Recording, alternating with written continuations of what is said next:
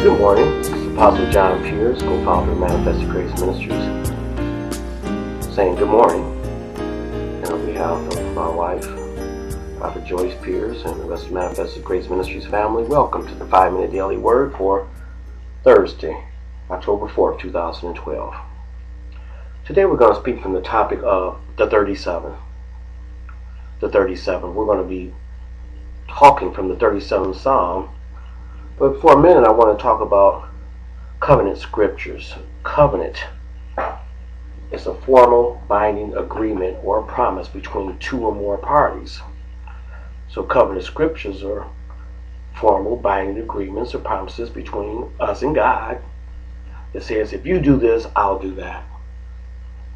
The New Testament has 37 primary covenant scriptures. Humble yourself under the mighty hand of God, and He will exalt you in due season.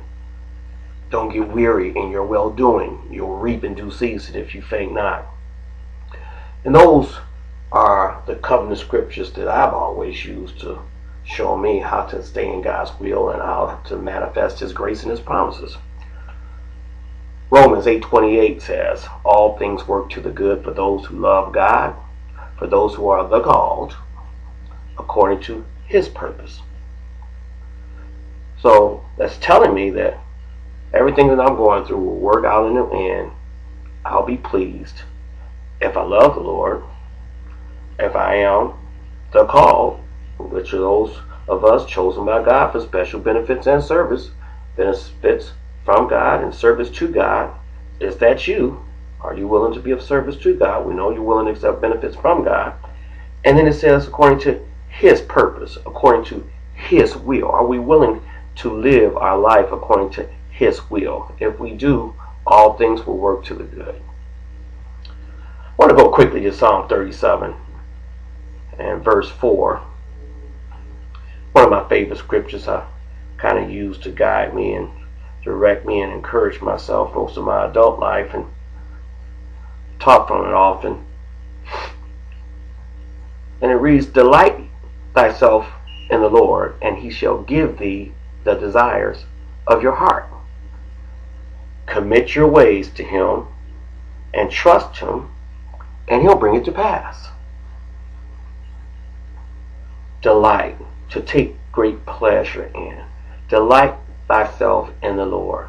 Do we take great pleasure in living a life that's pleasing to God? I know we do it because we want to receive the things from God, but do we take great pleasure? Do we delight ourselves in doing what is pleasing in His sight? David writes, delight thyself in the Lord, and He'll give you the desires of your heart. He'll give you those things that you're looking for. Then he comes back in verse 5 with two more parts of that covenant agreement to get the desires of your heart. Are you ready? He says, commit your ways unto the Lord.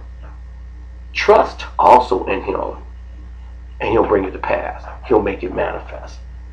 Commit your ways. Commit, to pledge some particular course of action.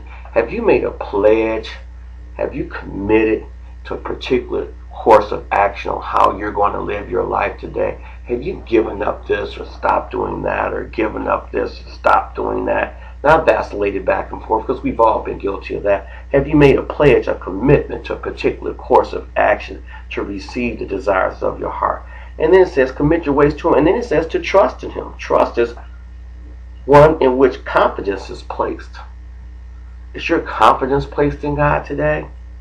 If you have confidence, then you should have an expectation, not a hope, that He's going to bring to pass the things that the desires of your heart. It's a big difference between expectation and hope. Expectation comes through confidence in God. It comes through you having placed one in which confidence is placed. That's trust. Have you placed your confidence in God that not only is He willing, but He's able, and I'm going to serve Him? Christmas time. No matter what our financial situation was when I was growing up as a kid, I always had a confident expectation there would be something up under the tree, because my father had a track record and I knew he never failed us. It wasn't a hope there would be something under the tree. It was an expectation. I don't care how bad things have been. Take some time and read the 37th Psalm all the way through. Take a look at the covenant scriptures in the New Testament. Focus on them. Circle the ones that you find. And have a blessed day. Remember, the gospel of grace is the gospel of power.